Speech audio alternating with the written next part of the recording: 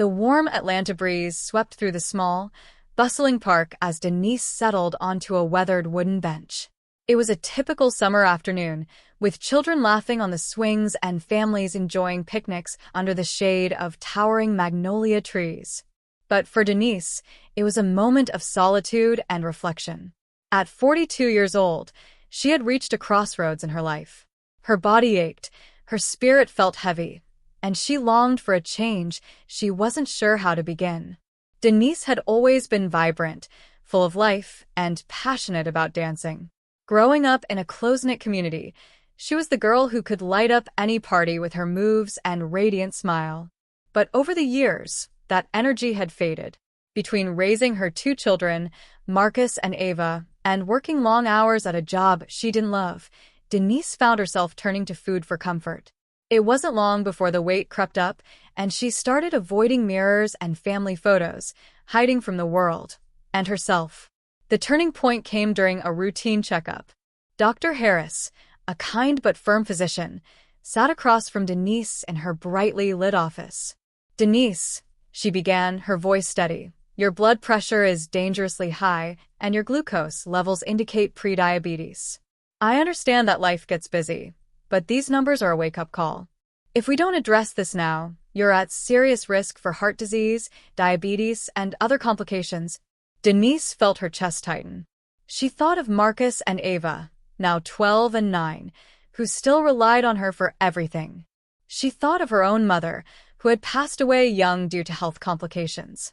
The thought of leaving her children prematurely filled her with fear. That night, after putting the kids to bed, Denise sat at her kitchen table with a blank notebook. She wrote one question at the top of the page. "What do I want my future to look like?" The answer came quickly. "I want to be alive. I want to live, not just exist." Her first goal was simple but profound: to lose 100 pounds over the next year. It wasn't about vanity or fitting into a specific dress size. It was about regaining her health and rediscovering her purpose. Denise decided to take it one step at a time, starting with small, manageable changes. She swapped sugary sodas for water and began walking around her neighborhood each morning. At first, she could barely manage 10 minutes, her breath short and her legs sore. But with each day, she grew stronger, extending her walks and appreciating the fresh air and sunshine that once felt out of reach. One afternoon, while walking past a local gym, Denise noticed a sign that read, "Your journey starts here." The words struck a chord, and the next day, she walked through the gym doors, her heart pounding with nervous anticipation. That's where she met Jamal, a personal trainer who exuded warmth and understanding. "I know starting can feel overwhelming," Jamal said with a reassuring smile. "But this isn't about perfection. It's about progress. Let's take it one day at a time." Jamal helped Denise develop a workout routine tailored to her abilities. They started with light strength training and simple cardio exercises, focusing on consistency rather than intensity. Denise learned to celebrate small victories, like lifting heavier weights or completing an extra set of squats.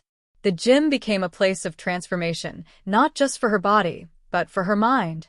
For the first time in years, she felt strong and capable. Denise's diet also underwent a gradual transformation.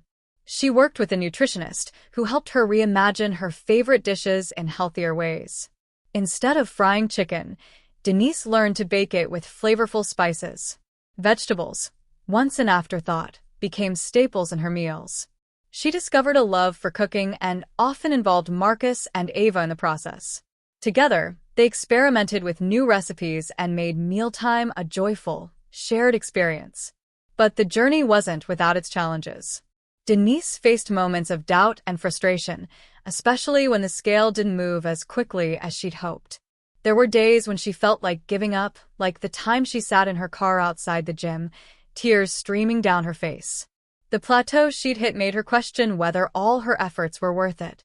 But then she thought of Marcus and Ava, their laughter, and the way they cheered her on during workouts. She reminded herself of the promise she had made, to live, to thrive, to be present. With time, the progress became undeniable. Denise's clothes fit better, her energy levels soared, and her confidence began to shine through. She no longer dreaded climbing stairs or keeping up with her kids at the park. Her doctor beamed with pride at her follow-up appointments, reporting that her blood pressure was now within a healthy range and her prediabetes had reversed. But the most profound change was how Denise felt about herself. She no longer saw her reflection as something to hide from, but as a testament to her resilience and determination. A year after starting her journey, Denise organized a family picnic at the park where it all began. Friends, family, and neighbors gathered to celebrate her achievement, but Denise saw it as a celebration of life itself. Standing before her loved ones, she held a microphone and spoke from the heart. "This past year has taught me that change is possible, no matter how far you think you've fallen. Setting goals and finding your purpose can save your life. I'm living proof of that." The crowd erupted in applause as Marcus and Ava ran to hug their mother.